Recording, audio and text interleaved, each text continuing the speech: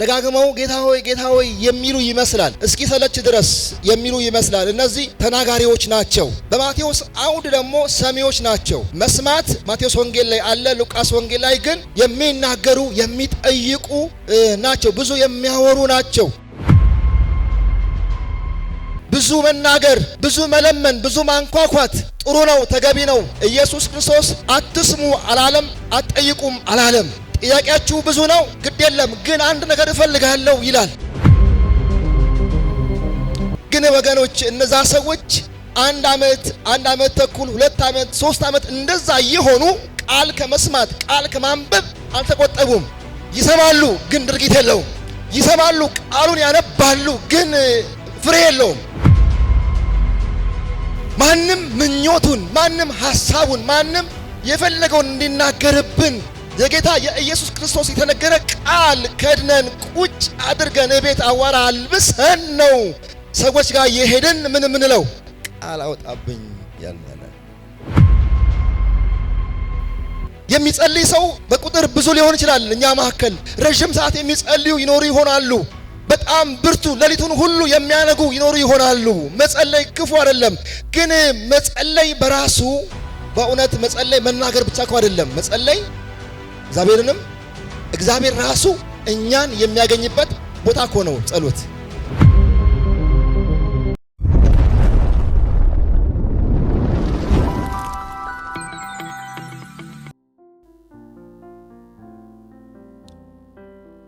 እግዚአብሔር ይባርካችሁ። ጥቂት ጊዜ ነው የምናገረው የማካፍለው። በኋላ ደግሞ የምናደርገው ነገር ይኖራል። ከዚህ ያለፈ የምናደርገው ነገር ይኖራል ጌታ ቢፈቅድ።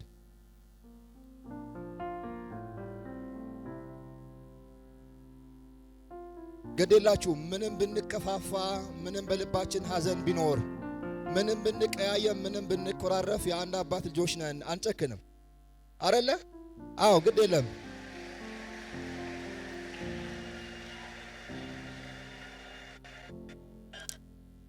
እንኖር ይሆናል። ምናልባት አብረን እዚህ የምናመልክ፣ አብረን እየጸለይን፣ አብረን እየዘመርን ልባችን የሻከረ የተከፋፋን ሰዎች እንኖር ይሆናል። ግድ የላችሁም፣ አንጨክንም። አንዱ ባንዱ ላይ የሚጨክን ልብ የለውም። ጌታ ብድራን በኋላ ጊዜ እናገኛለን። ቃሉን ከተካፈለን በኋላ የምናደርገውን እናደርጋለን። ስሙ የተባረከ ይሆን። እግዚአብሔር ይባረክ። ከኔ በፊት ያገለገሉ ወገኖችን መባረክ እፈልጋለሁ። ዝማሬ በመምራት እህታችን ምህረት፣ አብርሽ፣ ቴዲ እንደጋ ደግሞ በኳየር ያገለገሉ የሮቦት ኳየርን ሙዚቃ የተጫወቱ ወገኖችን ሁሉ እህታችን ማርቲን እግዚአብሔር ይባርካችሁ። ጌታ ይባርካችሁ። ተባረኩ።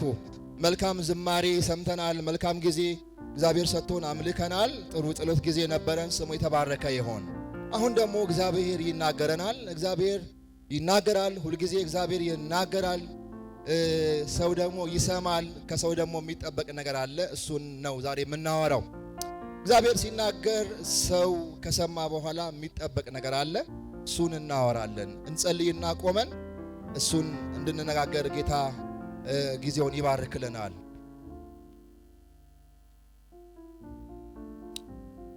ቆመን ባለንበት የእግዚአብሔር ቃል ሁለት ስፍራ አነብና እንጸልያለን። በማቴዎስ ወንጌል ምዕራፍ 7 ቁጥር 24 እና በሉቃስ ወንጌል ምዕራፍ 6 ቁጥር 46 ላይ ስለዚህ ይህን ቃሌን ሰምቶ የሚያደርገው ሁሉ ቤቱን በአለት ላይ የሰራ ልባም ሰውን ይመስላል።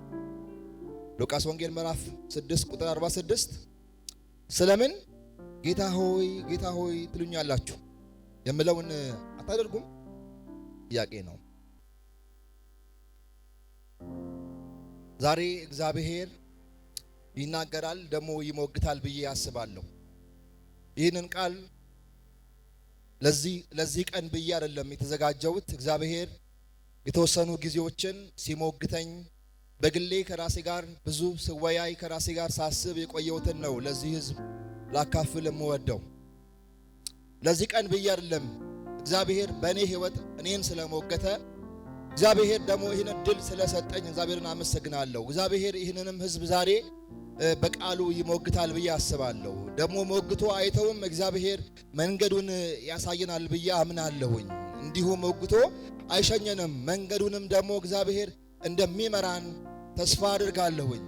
ያነበብኳቸው ክፍሎች እነዚህ ሁለት ክፍሎች የማቴዎስ ወንጌል ምዕራፍ 7 ቁጥር 24 ላይ የምናገኘው ክፍል እንደምታውቁት ይሄ ክፍል የተራራው ስብከት ተብሎ የሚታወቅ ክፍል ነው። ኢየሱስ ክርስቶስ ከማቴዎስ ምዕራፍ 5 ጀምሮ ምዕራፍ 5 ምዕራፍ 6 እና ምዕራፍ 7ን እነዚህን ሶስቱን ክፍሎች ሲናገር ቆይቶ የተናገረውን ነገር ሁሉ ለመጠቅለል ነው የመጨረሻውን ይህንን ክፍል የሚናገረውን ክፍል ቀደም ያነበብኩት።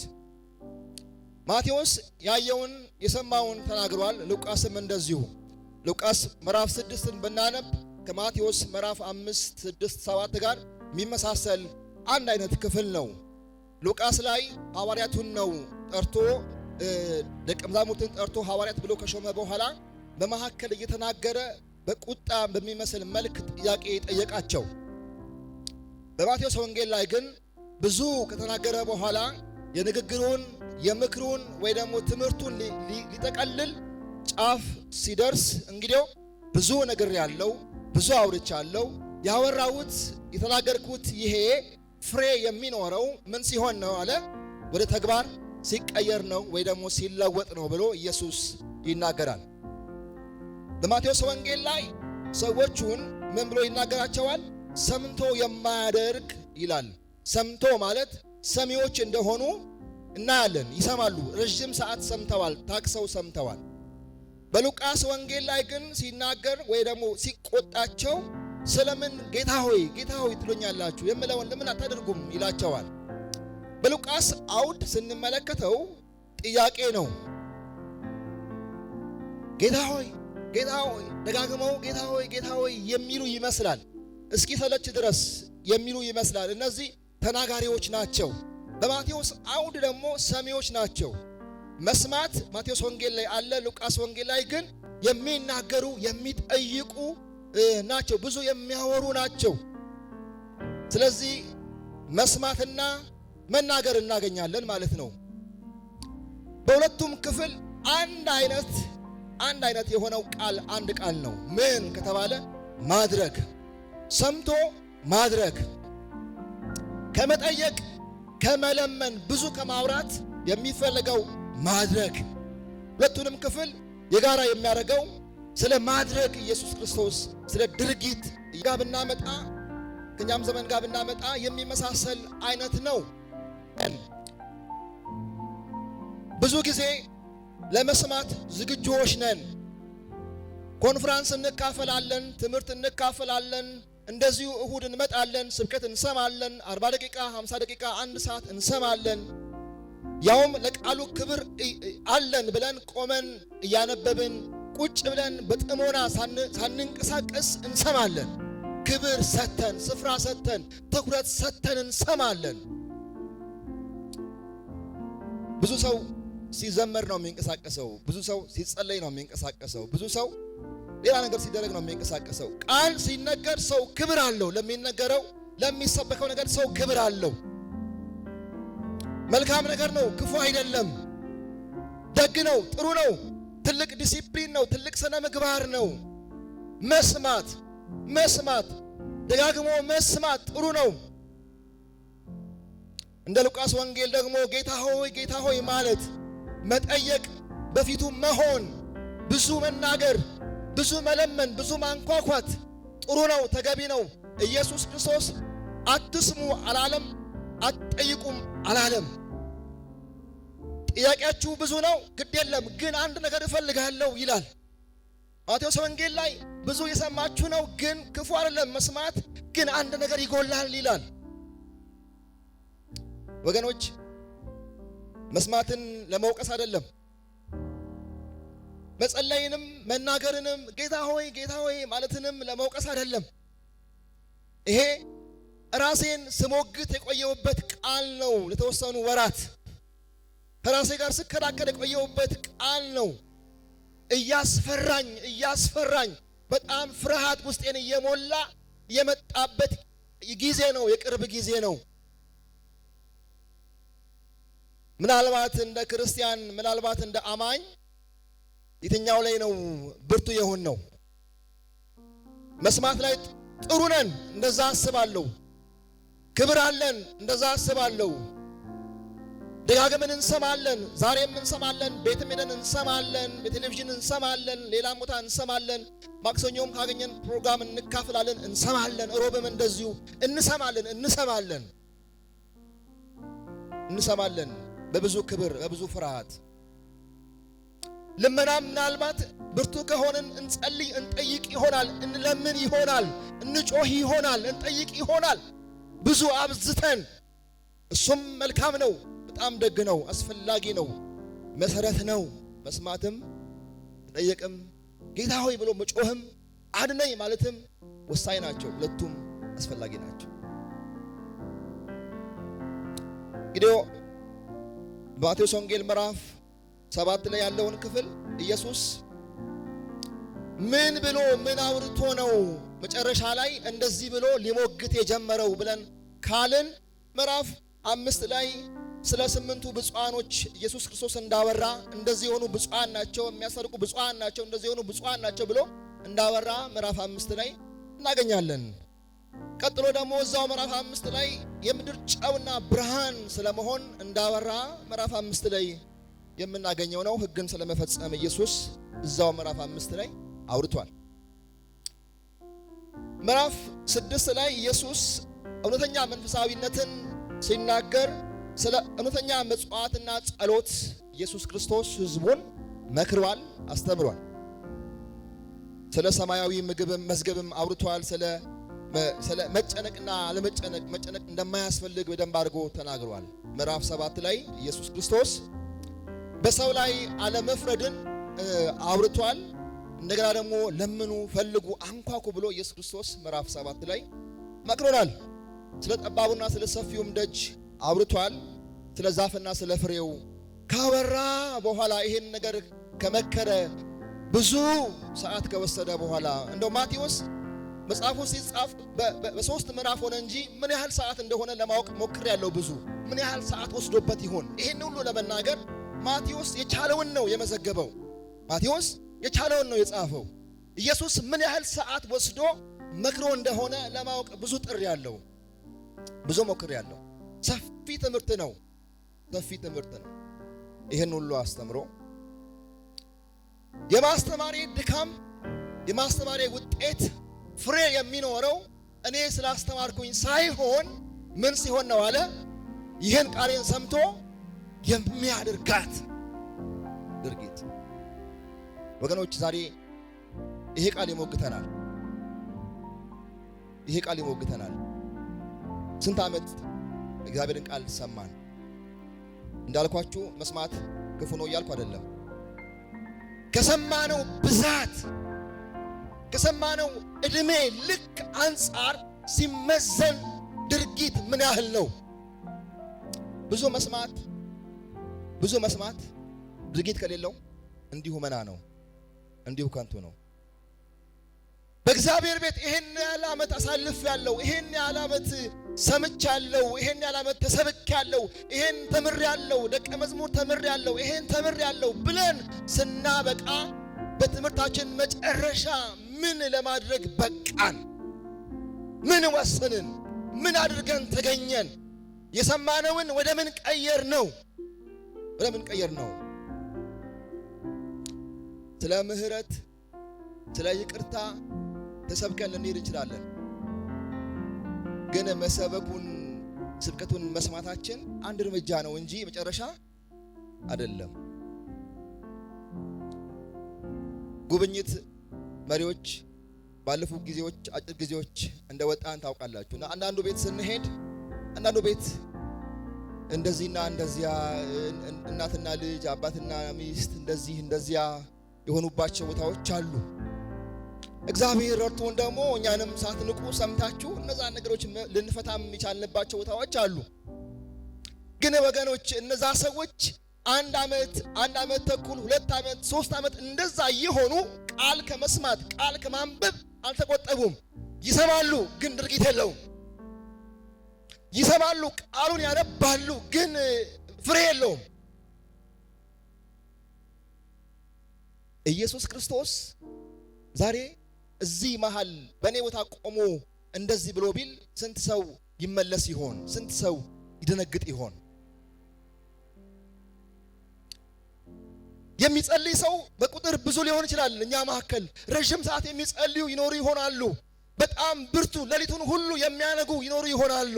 መጸለይ ክፉ አይደለም፣ ግን መጸለይ በራሱ በእውነት መጸለይ መናገር ብቻ እኮ አይደለም። መጸለይ እግዚአብሔርንም እግዚአብሔር ራሱ እኛን የሚያገኝበት ቦታ እኮ ነው። ጸሎት ነው አይደለም? እግዚአብሔር በጸሎት ስፍራ ነው እኛን የሚያገኘን። ለእግዚአብሔር የምንገኝበት ስፍራ ነው ጸሎት። እኛ ብቻ ተናግረን የምንሄድበት ሳይሆን እሱ የሚለንን ነገር የምንሰማበት ቦታም ነው። እኔ ምስክር ነኝ። ከባድ ሐዘን ውስጥ ሆኜ፣ ጥልቅ ሐዘን ውስጥ ሆኜ፣ አደገኛ ሁኔታ ውስጥ ሆኜ ሰው ልቤን ሲያወርደው፣ ሰው ተስፋ ሲያስቆርጠኝ፣ ቆይ አንዴ ጊዜ ስጡኝ ግድ የላችሁም የምሰማው አንዳለ ብዬ የሰማሁት ድምፅ እስካሁን አቆሞኛል። የጸሎት ስፍራ መናገሪያ ብቻ አይደለም፣ መጮያ ብቻ አይደለም፣ መለፍለፊያ ብቻ አይደለም። ይቅርታ ለዚህ ቃሌ ግን የጸሎት ስፍራ ለሱ የምንገኝበት፣ እሱ እኛንም የሚያገኝበት ቦታ ነው። እንዴት ነው ጸሎትን የቃኘ ነው? እኔ ምስክር ነኝ። ይኸውላችሁ ሰዎች ልቤን ሲያወርዱኝ እንደዚህ ያለኝ እግዚአብሔር መንፈስ እስከ ዓለም ፍጻሜ ድረስ እኔ ከእናንተ ጋር ነኝ ብሎ ለደቀ መዛሙርት የነገራቸውን ለኔ ደገመው። ይሄ ቃል የዛሬ 18 ዓመት ገና ብዙ እንኳን እንደዚህ እንደው ጠንከር ባላልኩ ጊዜ ኃላፊነት ጫንቃይ ላይ በወደቀ ጊዜ ሰዎች ስንፍና ሲሰብኩኝ መንፈስ ቅዱስ ግን እኔን አገኘኝ። በጸሎት ቦታዬ ላይ እንደዚህ አለኝ እስከ ዓለም ፍጻሜ ድረስ እኔ። ስለዚህ ወገኖቼ ምን ልላችሁ መሰላችሁ? ጌታ ሆይ ማለት ጥሩ ነው፣ ግን ደግሞ ለመስማት እድል ማግኘት ጥሩ ነው። ከመስማት ቀጥሎ ደግሞ ማድረግ የሚጠበቅ ነው። ክርስትና መስማት ብቻ አይደለም። ክርስትና ጌታ ሆይ ማለት ብቻ አይደለም። ክርስትና ምን አለው? ክርስትናን ከባድ የሚያደርገው መጸለይ አይደለም። ክርስትናን ከባድ የሚያደርገው ቃል ቁጭ ብሎ መስማት አይደለም። ክርስትናን ከባድ የሚያደርገው ተግባሩ ነው። የሚገርማችሁ ያንን ቃል ከሰማው በኋላ ልቤ ሙሉ ሆነ። በጣም ልቤ በእግዚአብሔር ላይ እምነቱ ጠነከረ። ከዛ በኋላ ሰዎች የሚያጓጓ አይነት ነገር እያመጡ እንደዚህ ላድርግልህ እንዴ ሲሉኝ፣ አይ አንተ እንደፈለክ። ለምን ካላችሁ አንድ ልቤን የሞላ የቆንኩበት የጸናሁበት የሰማሁት ድምፅ ስላለ ልቤ ሙሉ ነበረ። ስለዚህ ሰዎች እየደወሉ ሲያጓጉኝ እንዲህ ላድርግልህ እንዴ ሲሉኝ፣ አይ አንተ እንደተሰማ እኔ ልቤ ጣልኩበት እንዳለ እኔ ያውቃለሁ። አልጎደለብኝም። ወገኖች በእነዚህ ክፍሎች ላይ ኢየሱስ ክርስቶስ በሁለቱም ክፍል እየሞገተ ያለው መስማት አስፈላጊ ነው፣ ተግባር ከሌለው ግን የቆማችሁት ምን ላይ ነው አላቸው። በቃ አሸዋ ላይ ነው። ነገር ግን ይህን ቃሌን ሰምቶ የሚያደርጋት ምን አለ? ቤቱን በአለት ላይ የመሰረተን ልባም ሰው ይመስላል።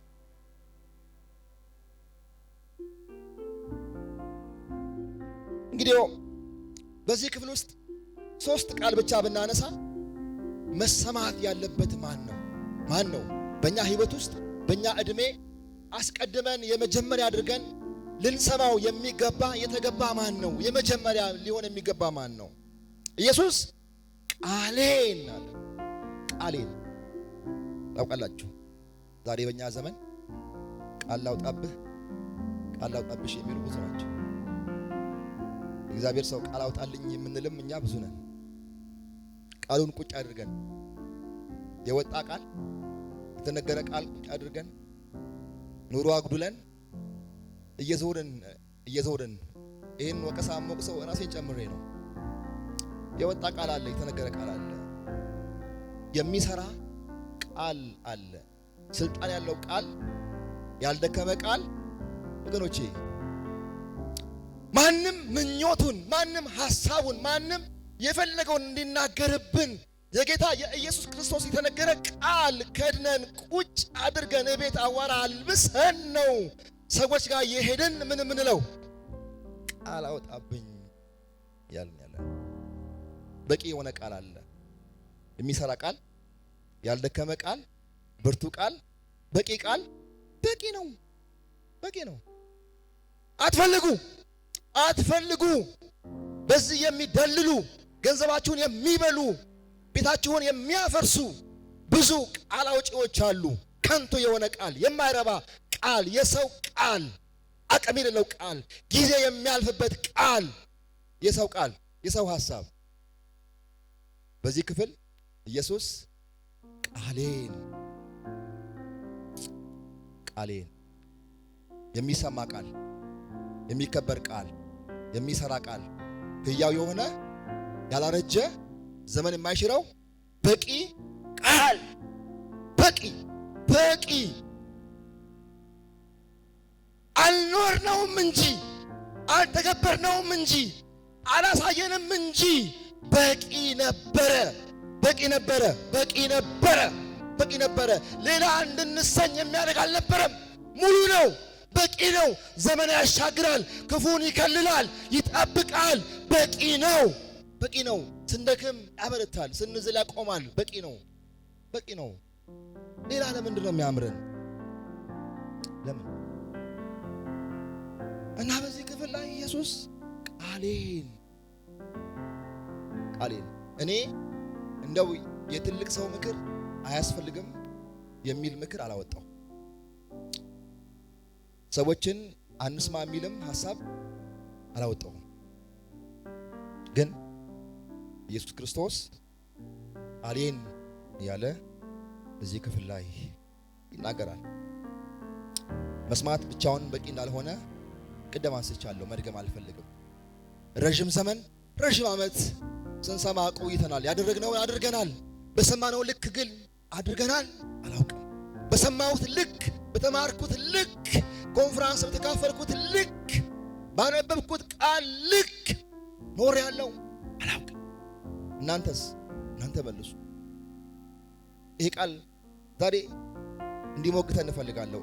ስለሞግተኝ እዚህ ክፍል ላይ ጠንከር ያለው ሐሳብ ቤቱን በአለት ላይ የሰራ ልባም ሰውን ይመስላል ይላል። ቤቱን በምን ላይ ማለት ነው? ታውቃላችሁ፣ ቤት ለመስራት ህንፃ ለመገንባት እንደው ትልቅ ህንፃ ወይ ደግሞ እንትን ያለ ፍቃድ የሚጠይቅ ህንፃ ከሆነ ማንም ሰው ቤት ዝም ብሎ አይሰራም። ምን ያደርጋል ካላችሁ መጀመሪያ ቤቱ የሚሰራበትን ቦታ በደንብ አድርጎ ያጣራል። የምሰራው ፎቅ ነው፣ ይህንን ፎቅ ሊሸከም የሚችል ቦታ ነው ወይ፣ አፈሩ ይችል ይሆን ወይ ተብሎ ይመረመርና ቦታው የሚችል ከሆነ የሚችለውን ያህል ይገነባል። አይ ይሄ ቦታ ከዚህ በላይ ህንፃ ሊገነባበት ሊሸከም አይችልም ተብሎ ነው። የአንድ ቤት ዋስትና አንድ ቤት ጎርፍ ሲመጣ ስለ መጽናቱ ስለ መቆሙ ዋስትናው ያለው እዛ ጋር ነው።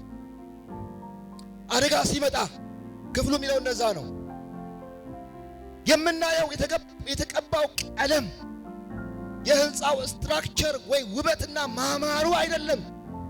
ቤቱን ነገ ንፋስ ሲመጣ መንቀጥቀጥ ሲጀምር መሬት ጎርፍ ሲመጣ ቤቱ ጸንቶ ስለመኖሩ ዋስትና የሚሆነው የተቀባው ጥሩ ቀለም አይደለም። የቤቱ ውበትና መስታወትም አይደለም። ምኑ ነው?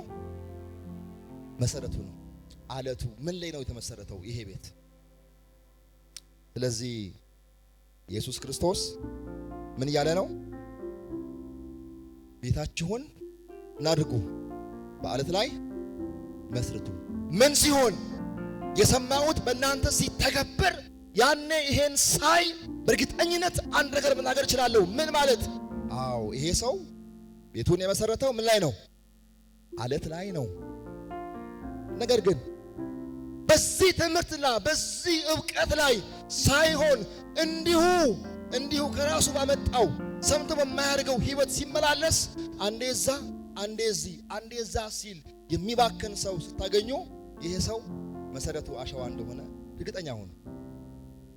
አላረፈም፣ አልተረጋጋም፣ ቃሉ አልበቃውም፣ አልሰማም፣ ቃሉን ለቃሉ ጊዜ አልሰጠም።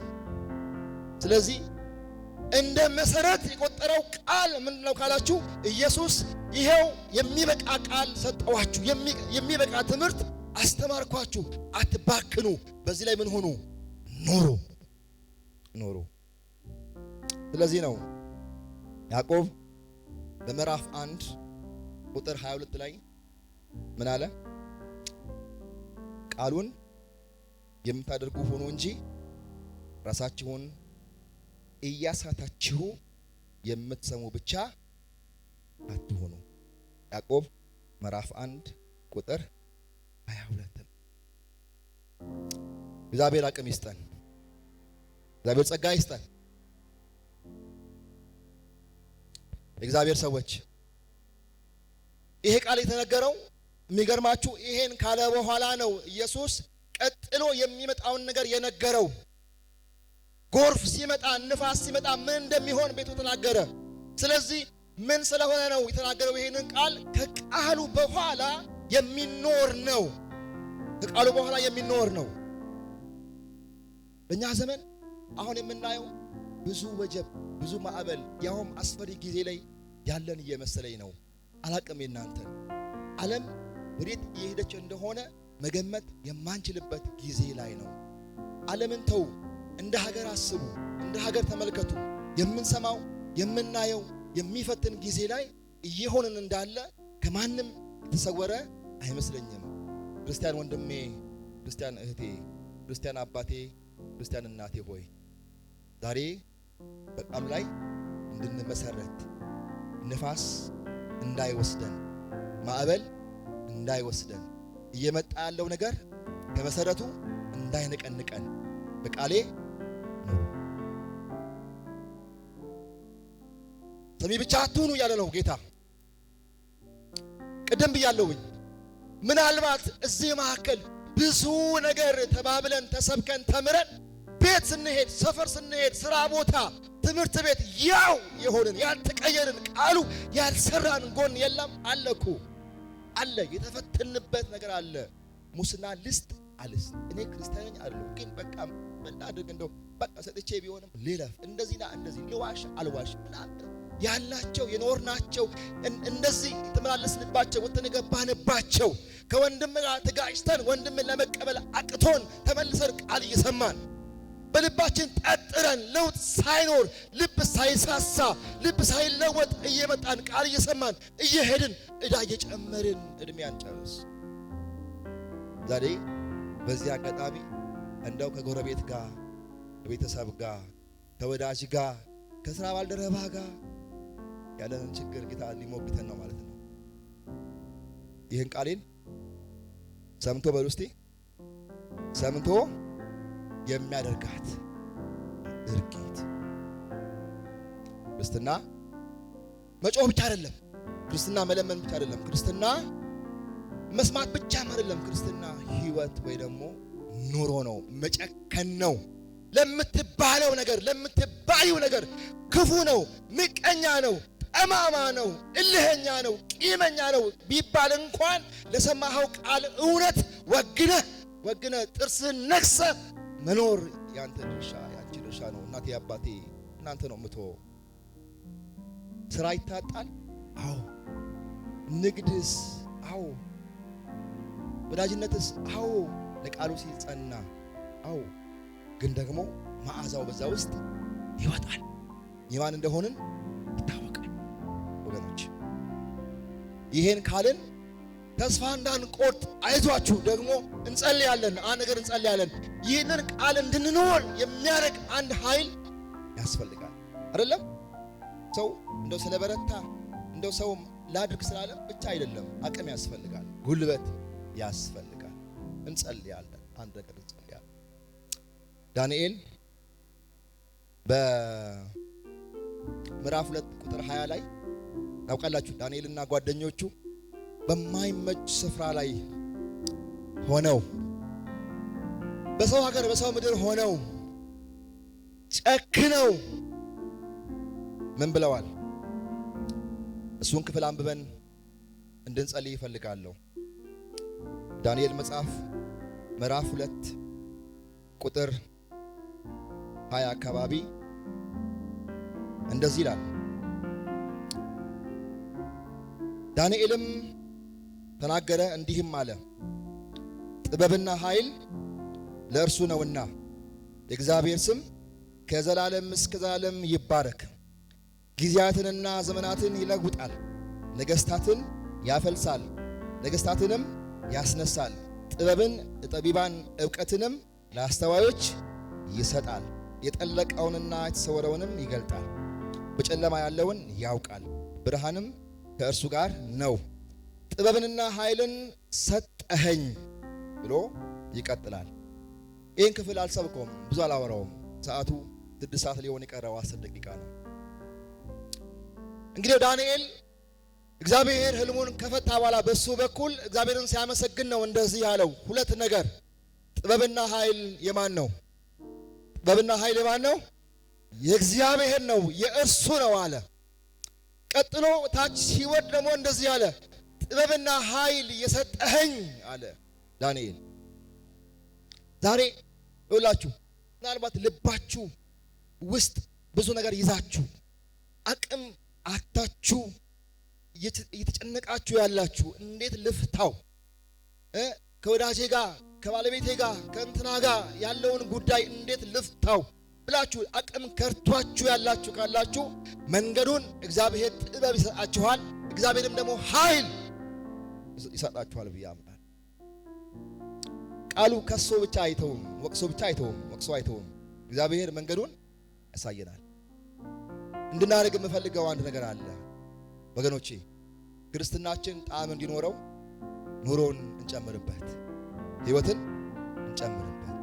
ዛሬ ስንጸልይ የምንጸልየው በዚህ አጋጣሚ እዚህ መካከል እኔ በጣም ብዙ ውስብስብ የሆነ ክርስትናን የማይመጥን የሰማሁትን ቃል የማይመጥን ህይወት ነው ያለኝ፣ ጎሎኛል፣ እኔ ቂመኛ ነኝ፣ እኔ በቀለኛ ሆኛለሁ፣ ልቤ ጠጥሯል፣ በውስጤ ክፋት ሞልቶብኛል እንደው ብለን እንኳን በዚህ ፊት ባንቆም ማድረግ አለብኝ ብለን የምናስበው እኖረዋለሁ። እግዚአብሔር ኃይል፣ እግዚአብሔር አቅም፣ ጥበቡን፣ መንገዱን እግዚአብሔር ያሳየኛል የምንል ሰዎች እግዚአብሔር በእርግጥ ያግዘናል። አዎ ንጉሥ እኮ ኃይል ነበረው፣ ግን ዳንኤል እንደዚህ ያለ ኃይል የማን ነው? እግዚአብሔር ነው።